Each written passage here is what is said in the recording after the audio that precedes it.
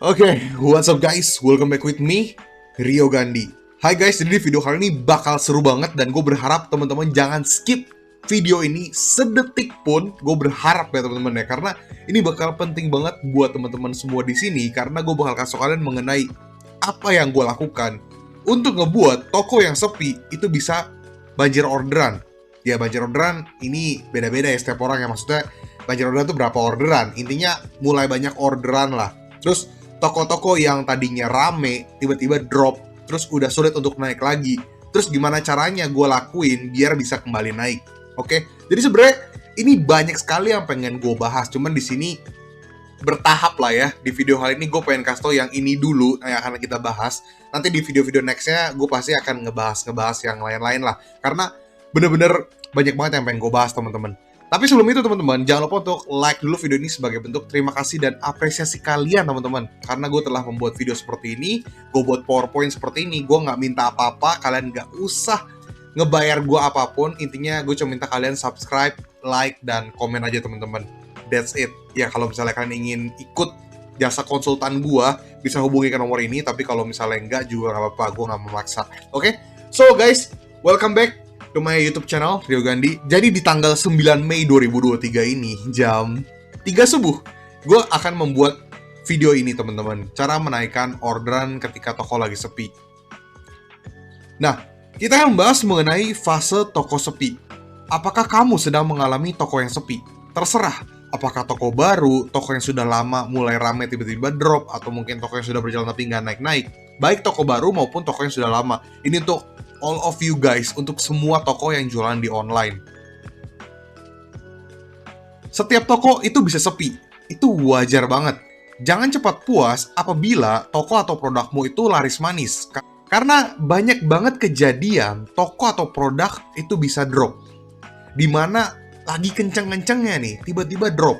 Dropnya itu bertahap, tiba-tiba langsung turun, dan makin turun teman-teman. Jadi jangan cepat puas apabila toko lu sekarang itu gede banget. Jangan cepat puas. Jangan cepat puas ketika produkmu ini ada yang kenceng banget. Itu jangan cepat puas, karena ketika kita jualan online, kita tuh bertarung dengan market, algoritma, sistem, terus maintain dan sebagainya. Itu kita fight di situ teman-teman. Jadi ya jangan cepat puas lah ya. Setiap toko itu bisa sepi. Di sini akan gue rinciin ya. Produk yang paling laku tentu aja itu bisa turun sewaktu-waktu apabila ini ada banyak sekali ya, cuma di sini gue cuma taruh 4 aja. Tidak di-maintain, yang kedua out of date, yang ketiga red ocean market, yang keempat store performance dan lain-lain lah ya. Teman-teman perhatiin 4 hal ini karena gue akan membahas mengenai 4 hal ini nantinya ya. Jadi ditonton sampai habis. Nah, ini adalah salah satu toko klien yang gue handle sebagai konsultannya. Jadi toko dia ini ada menurun, teman-teman. Menurun setiap bulan, menurun terus. Akhirnya ketika dia memakai jasa konsultan gue lihat tokonya, oh ternyata banyak sekali salahnya. Gue cukup kaget di mana omset segini ternyata itu banyak salahnya. Jadi gue nggak bisa bilang bahwa ada toko-toko yang udah gede banget omsetnya di atas 100 juta, di atas 500 juta, di atas 1M, 2M, bahkan 5M. Itu nggak ada salah. Pasti ada salahnya teman-teman. Karena yang gue perhatiin adalah mungkin saja dia masuk buka toko di waktu yang tepat. Atau mungkin dia produknya yang jual, atau mungkin dia menjual produk yang tepat. Atau mungkin dia itu harganya yang paling murah. Atau mungkin iklan dia yang berani. Atau mungkin produk dia itu new, gak ada yang punya, dan memang laku di market. Jadi ada banyak sekali faktor yang bisa membuat toko itu berkembang. Tapi kalau misalnya tidak di-maintain, itu bisa hancur sewaktu-waktu, dan apalagi kalau misalnya cepat puas. That's why di sini gue masuk, dan akhirnya gue maintain produknya, gue maintain tokonya, dan sebagainya. Akhirnya bisa mengalami peningkatan teman-teman. Gue bukan bilang kayak gue adalah dewa yang bisa meningkatkan toko, bukan. Tapi di sini gue mempelajari soal sistem, algoritma, cara treatment dan sebagainya, sehingga sebagai konsultan gue tahu apa yang harus dilakukan dan jangan sampai blunder, karena gue lumayan banyak udah menghandle toko-toko, experience gue dan sebagainya. Jadi gue udah melihat banyak sekali kategori produk jualan, terus update dari marketplace, algoritma dan sebagainya yang udah gue testing dan gue lihat di lapangan seperti apa. Nah, kita ngomongin soal store performance.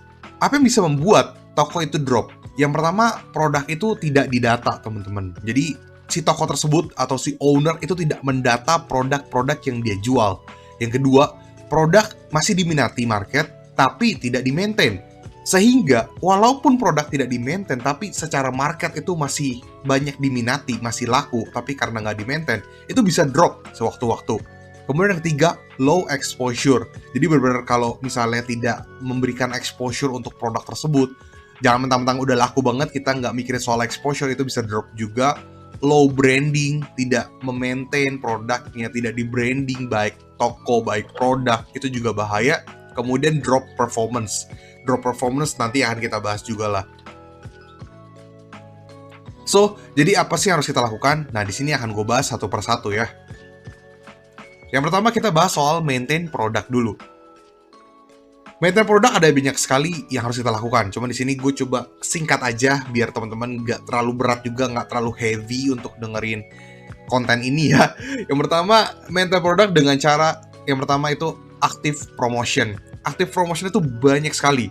Bisa diskon, lalu bisa buat campaign-campaign dan sebagainya. Pokoknya kita aktif untuk membuat produk kita tuh pokoknya aktif lah kelihatannya. Yang kedua, branding dan visibility. Dimana mungkin sesimpel kita bisa iklanin produk kita untuk visibility. Meskipun udah laku, kita tetap butuh visibilitas. Dan untuk si sistem membaca bahwa produk kita tetap eksis, tetap ada. Kita tetap branding produk kita. Tetap kita branding nama toko kita. Kemudian adjustment produk. Adjustment produk itu banyak sekali juga. Cuman mungkin lebih kayak misalnya lebih ke fotonya. Kalau misalnya udah mulai drop, bisa kita ganti kalau misalnya emang drop terus ya. Atau mungkin kita bisa bikin video, kita bisa maintain di sosial media, atau mungkin kita bisa adjustment price dan sebagainya teman-teman. Kemudian yang kedua itu out of date.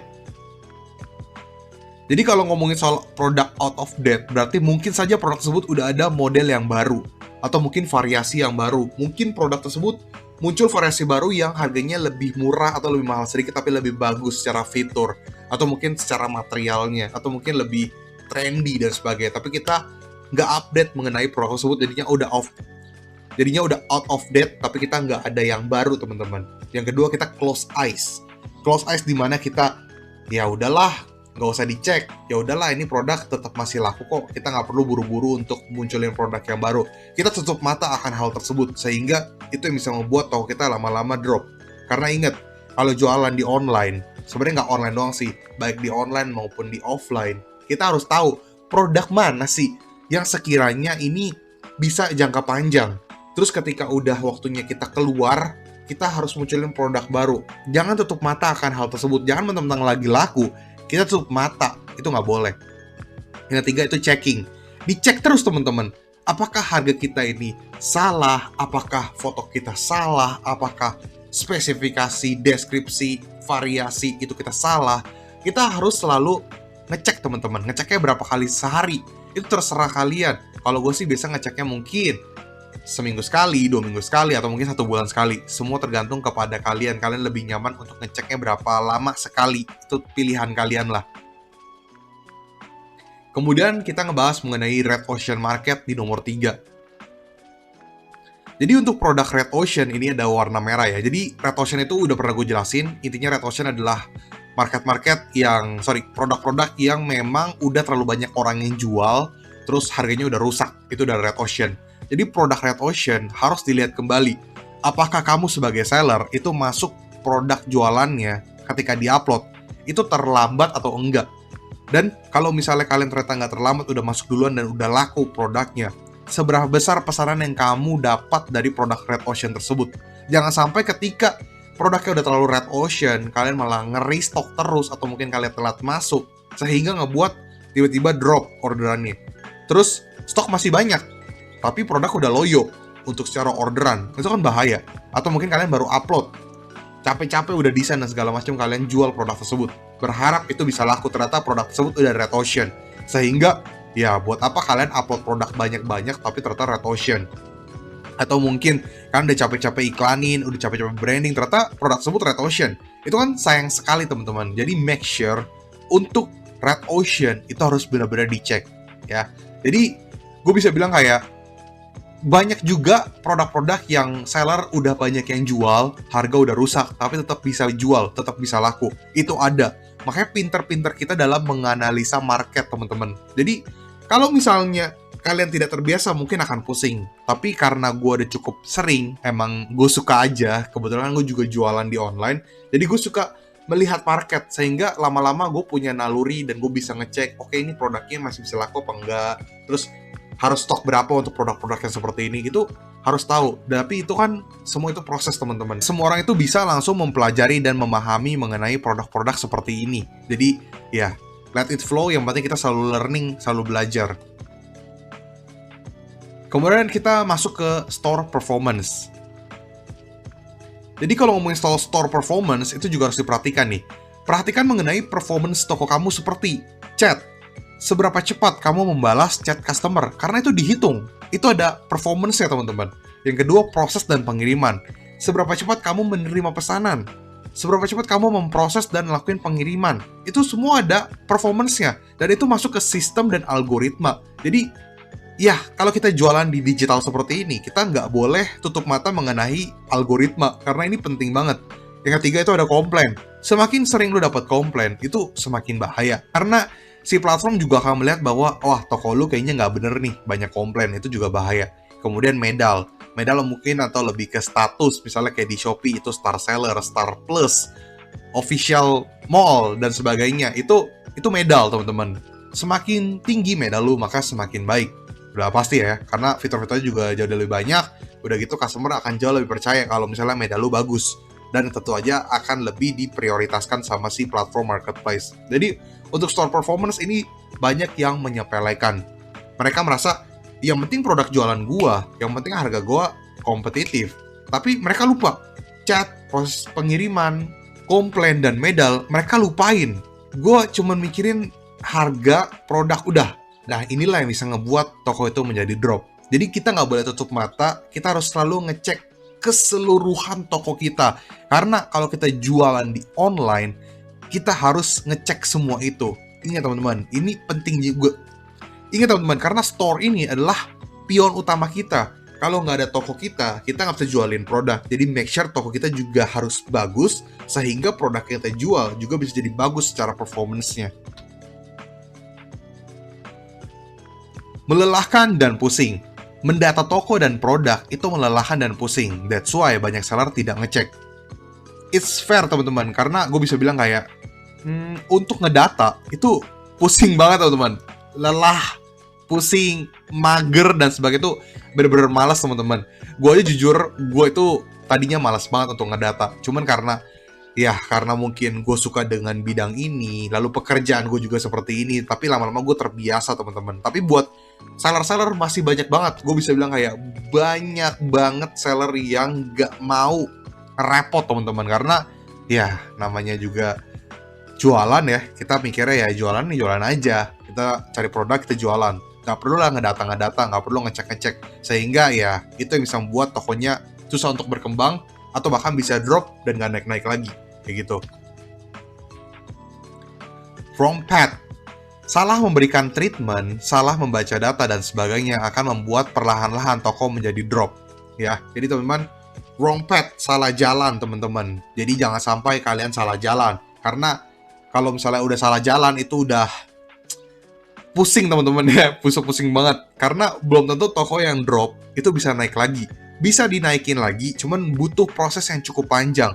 Karena ada klien gua juga, itu yang udah drop parah. Dia ada salah teman-teman. Dari omsetnya itu ratusan juta, drop ke puluhan. Puluhannya nggak main-main. Misalnya waktu itu kalau nggak salah omsetnya 150 juta atau 200 juta, drop ke 10 juta kalau nggak 20 juta. Itu kan kayak jauh banget teman-teman. Banyak banget yang harus gue ubah, banyak banget yang harus gue lakuin, dan itu masih membutuhkan proses untuk naik.